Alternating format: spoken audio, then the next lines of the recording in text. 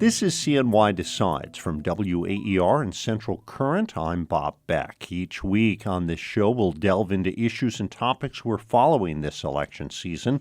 Joining me now is Central Current's Laura Robertson to discuss whether Democrats can hold their new majority in the Onondaga County Legislature.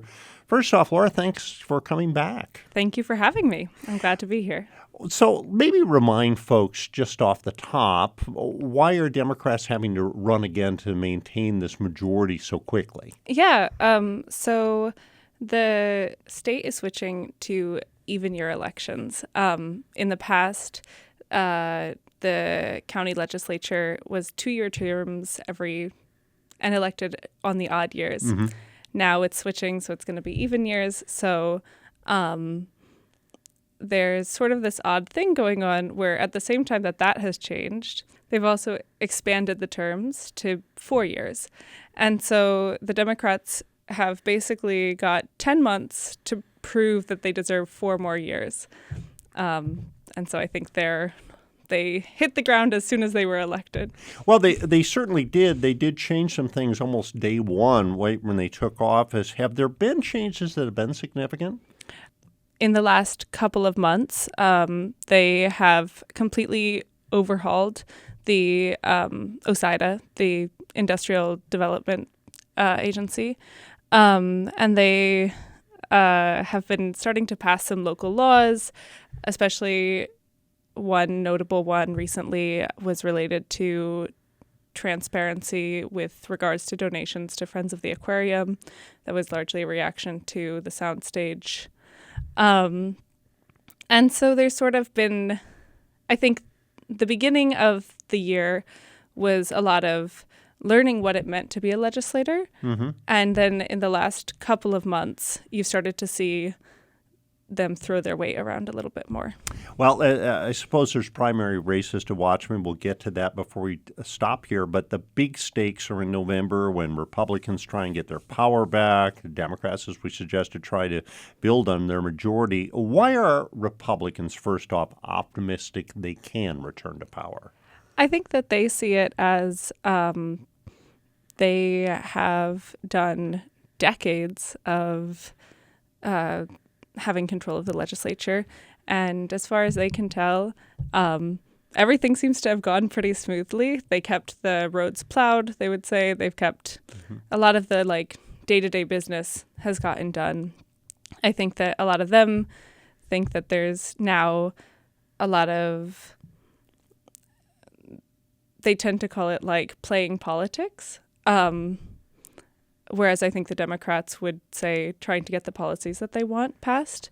And I think that the Republicans are hopeful that voters will be tired of this politicking and sort of go back to what it was before.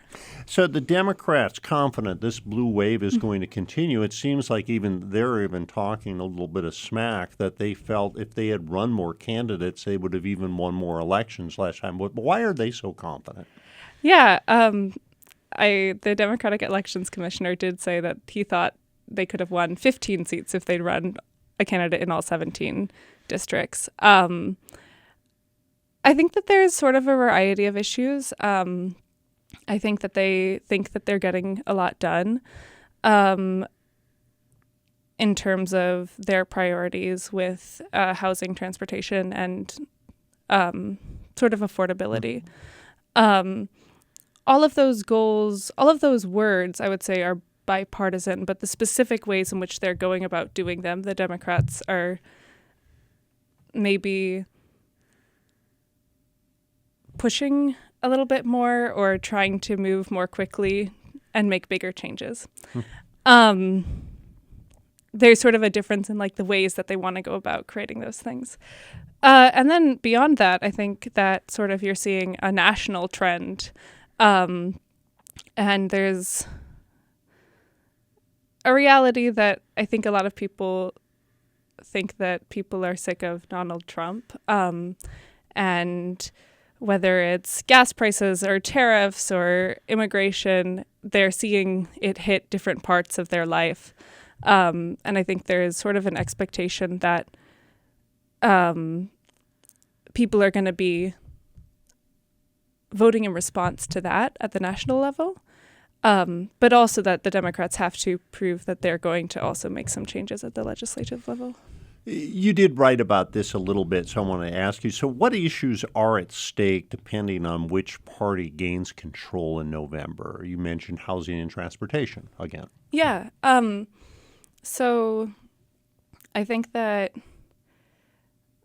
housing and transportation and what that looks like will probably largely depend on who ends up in power. I think the Democrats are interested in using some of the county's basically $250 million fund balance to put towards some of these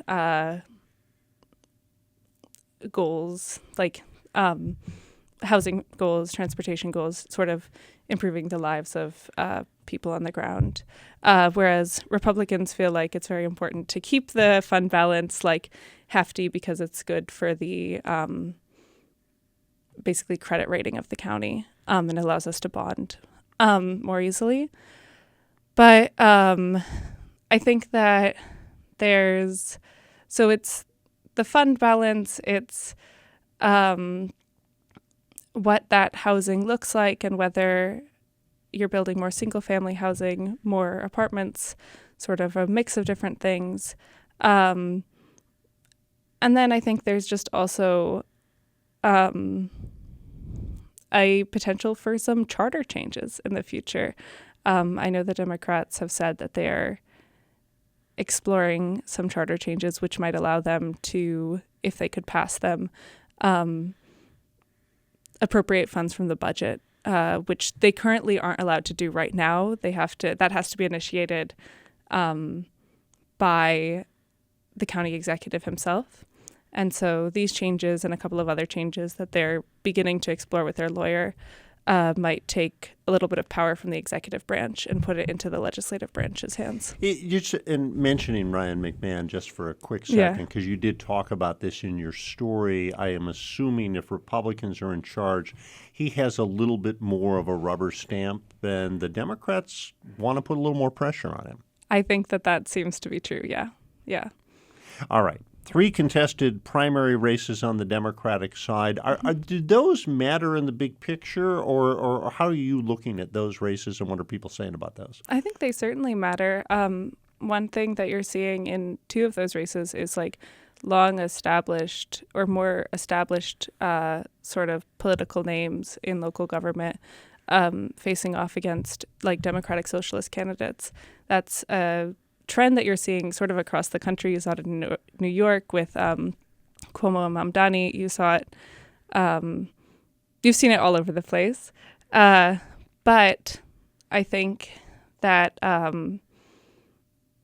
you're seeing many, many, many, many, many more people this year running on the working families line. And so the Democrats themselves seem to be making a bet that this sort of working families, more progressive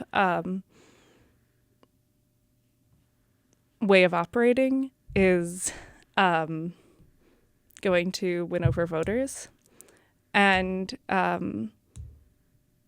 it'll be interesting to see whether those primaries bear that out. One last thing for you before we let you go. Want to ask you about this. Is there any landmines or is there any issue that could come up between now and the fall that parties might want to soft shoe around or be concerned about? Well, I'm really curious to see how that $5 billion that Republicans tried to offer for affordable housing comes back. I think that when they offered it, they believed that it would say something about the Democrats, so the Democrats chose to overhaul the OSIDA board as opposed to accepting $5 million towards affordable housing. I think the Democrats think that it says something that there apparently is $5 million, which could be put towards affordable housing, which now is not being put there. So the budget cycle is between now and the elections, and I'll be really interested to see if that number specifically comes back up in conversation. Laura Robertson is with Central Current. Thank you for coming by. Thank you. And thanks for joining us for this episode of CNY Decides. Join us next week as Eddie Velasquez returns to discuss if people believe Governor Hochul has done enough for the region. The Maxwell School of Citizenship and Public Affairs at Syracuse University is a supporter of CNY Decides.